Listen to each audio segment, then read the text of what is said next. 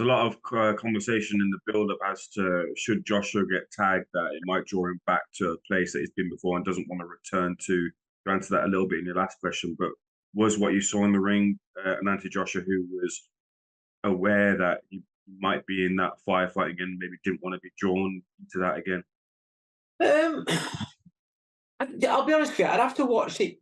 I haven't watched it back yet on TV, but I'm in the stands, so if you can appreciate that, I perhaps don't see the characteristics on the faces and see, the body language, anything like that. But no, I think he still tried to win the fight. I don't think he went into a shell. Listen, this is, you talk about human beings.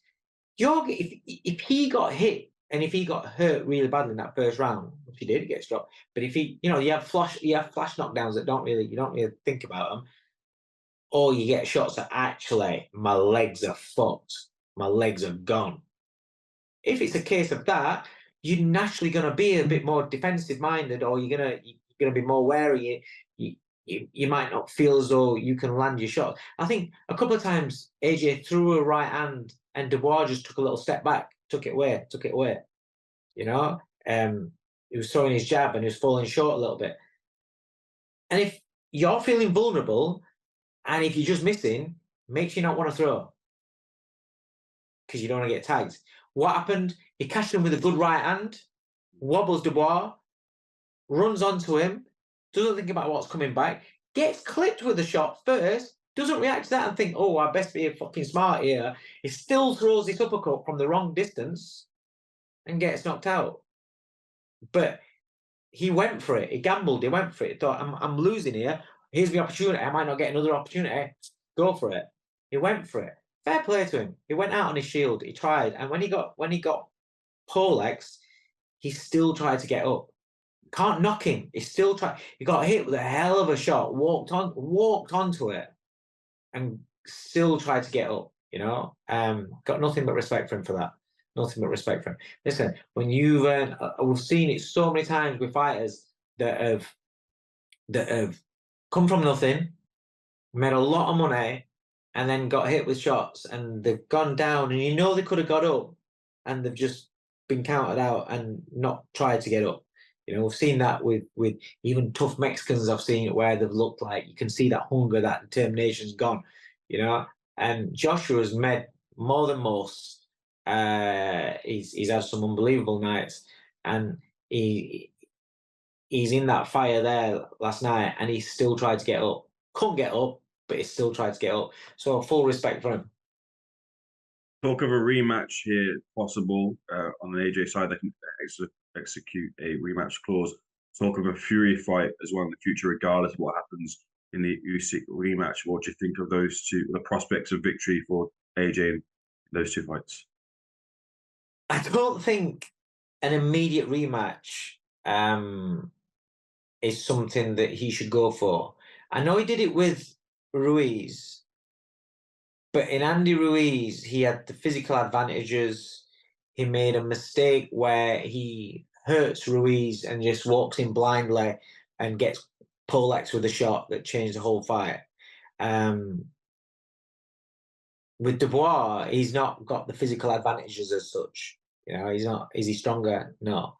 Does he have the better jab? No. Also we've got to understand that in Dubois is a fighter that just seems to be growing with each fight, growing with each victory. He's even grown from his couple of defeats, but he's growing as a fighter. He's very, very young, and he's got a lot of growth left in him. And we've seen how hesitant AJ can be, how much of a rebuild it's taken after his other losses.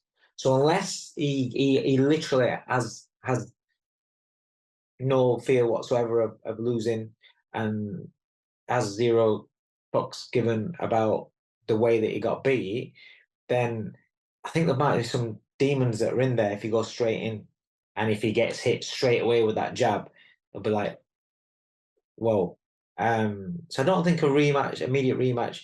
But then again, it could do, you don't know. I don't know. In terms of a Fury fight, listen, the Fury fight is a perfect example to.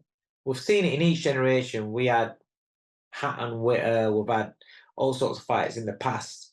At peak, Tyson versus Lewis didn't happen until one of them were well past it.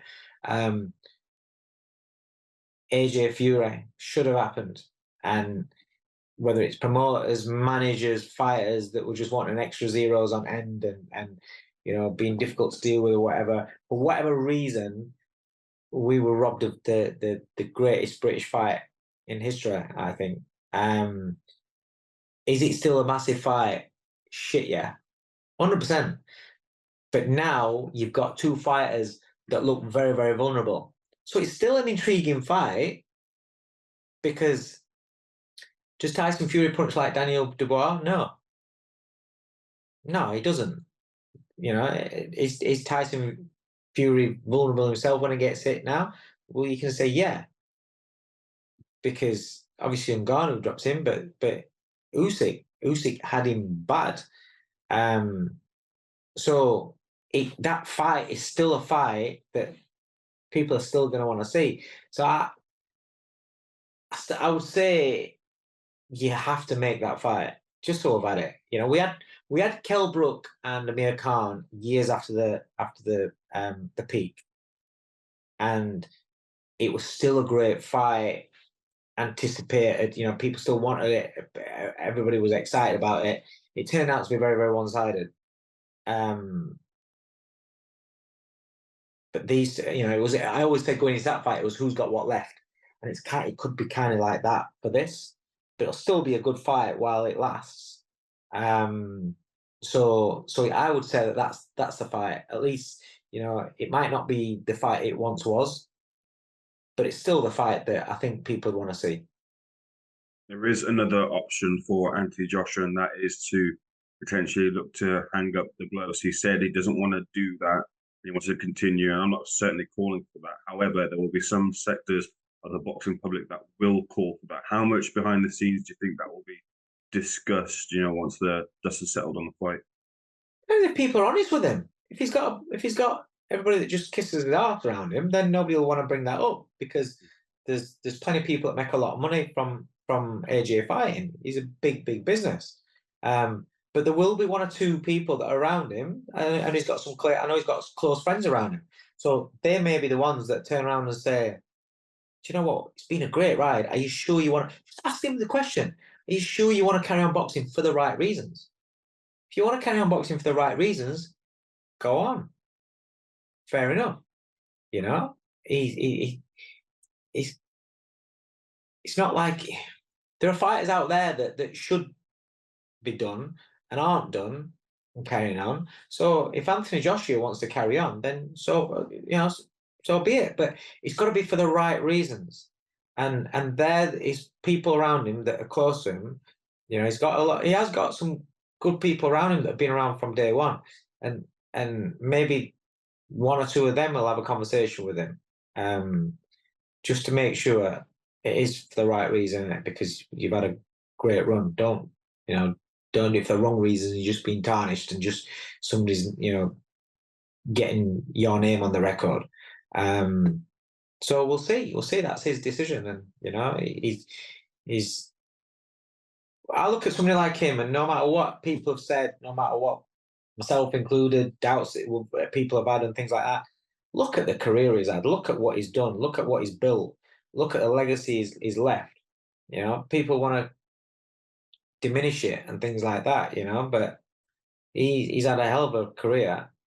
He's done a hell of a lot for British boxing. A lot of fighters have had a huge leg up and earned some serious money because of the AJ effect. From the beginning, how he started. Him and listen, you got to give Eddie Hearn, a lot of credit for that. Eddie's backed his corner quite aggressively all the way through the ups and downs and everything, stuck by him. And together they created an absolute juggernaut. And there's been some unbelievable nights, and I've been witness to some unbelievable nights. I've had a great crack following AJ's career. I've had Hopi Price box on his undercard. I've had Bellew box on his undercards. I've been privileged to have got something out of the AJ train myself.